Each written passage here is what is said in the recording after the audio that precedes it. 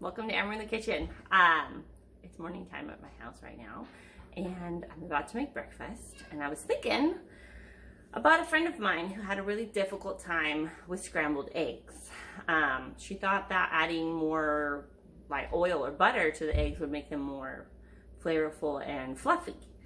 So I thought I'm gonna make some scrambled eggs right now for my family. So I thought I would just, include you guys in that session of egg making. Here I'm gonna change my camera to the stove. Okay, and then I've got a couple bowls. I've got this bowl of eggs and this bowl of eggs. We've just cracked them and made sure there's no shells. My daughter helped with that. So now we're going to turn our stove to medium heat. Okay. And you always want to cook your eggs on medium, not high, because you'll burn them too fast. And then I've got two different whisks. I usually use this one for my eggs, but a lot of people have this.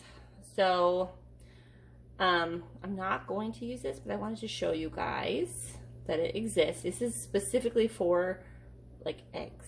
I inherited this whisk from my grandmother. It's pretty cool.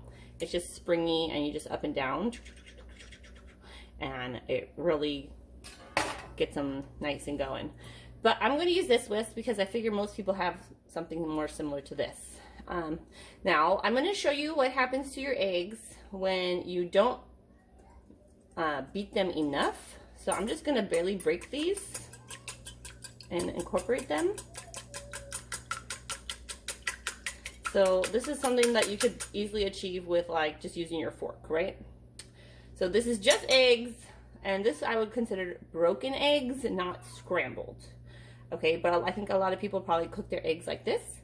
And then I am going to take my other egg bowl here, and I'm going to add, I have 2 eggs in here, so I'm going to add 2 tablespoons of water.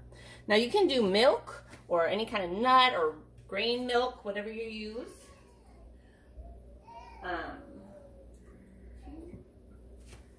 Okay, sorry. So, and then you're just gonna really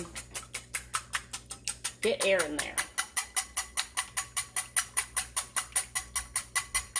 Okay, you want to start seeing bubbles.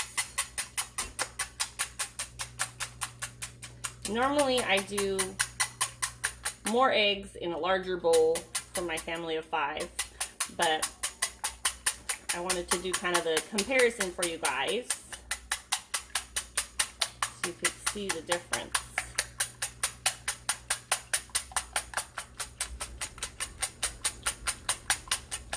Okay, I can feel my pan's getting too hot, so I'm going to go ahead and turn my oven off, and we'll just put it back on right before we're ready to go. So for fluffy eggs, you want to mechanically get air into them, which is called beating, right, with your whisk.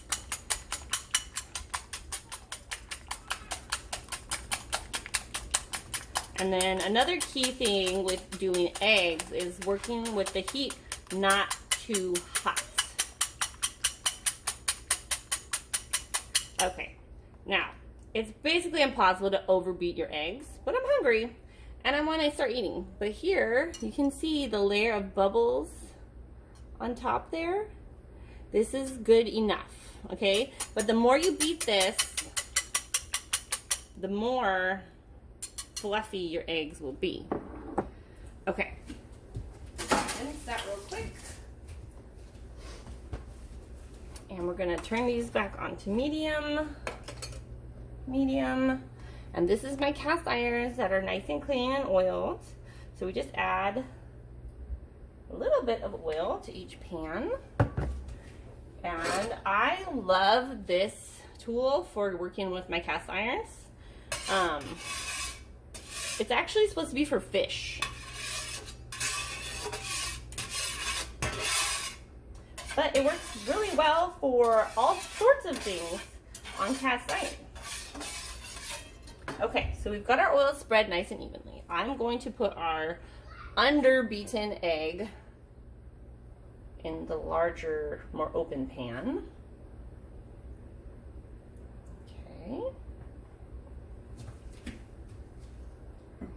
And we're going to put our more beaten egg in our more closed pan. See, that's a lot hotter than that one.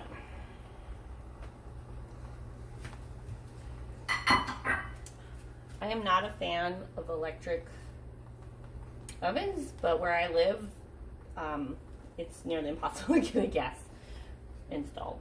So it would be really expensive. Okay, and then when you have your scrambled eggs, just push across. You want to get that bottom layer cooked, and then just push across your pan. And then you can kind of flip it over. So you don't want to like try to scramble them in the pan, if that makes sense. See, and we have some nice fluffy eggs here. I'm gonna go ahead and turn the heat off there on my electric oven because it's gonna keep cooking. All right, and then here is our other egg. See, it's just less fluffy. You can already tell how it's handling in the pan. It's more flat and dense. And it's like, I don't know how well you can tell in the video, but there's like patches of white and patches of yellow, versus this is a nice uniform color. It's all the same color. Okay. There we go. That's your eggs. Easy, done, and ready to eat. Now, if I was doing this in a restaurant or something, I would have already added salt and pepper and the milk or cream to my eggs before I cook them. But my family doesn't really care too much when I season their eggs, so I just did it plain eggs, and then they like to add their seasoning on top. Now, another quick tip that I have for you guys, sorry, let me, is the great thing with scrambled eggs is you can add things to them and give it kind of more of like an omelet feel. My favorite way, one of my favorite ways to eat eggs is scrambled, but I scramble salsa into it. And so instead of adding water or milk, I add a tablespoon of salsa for every egg. And it is so good, you guys. I highly recommend you try it. Okay, so let me get some forks. And I'm going to grab this egg and this egg. And I don't know. Okay, so this is browned a little bit right here because my heat was a little hot, but it's hard to control on the electric stove.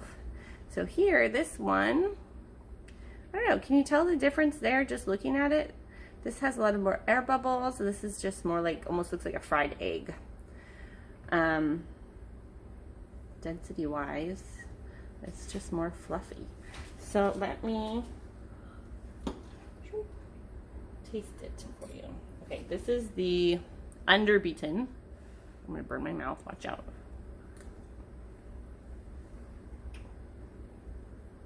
And this is our properly beaten. So the underbeaten is very flat, like almost like a fried egg.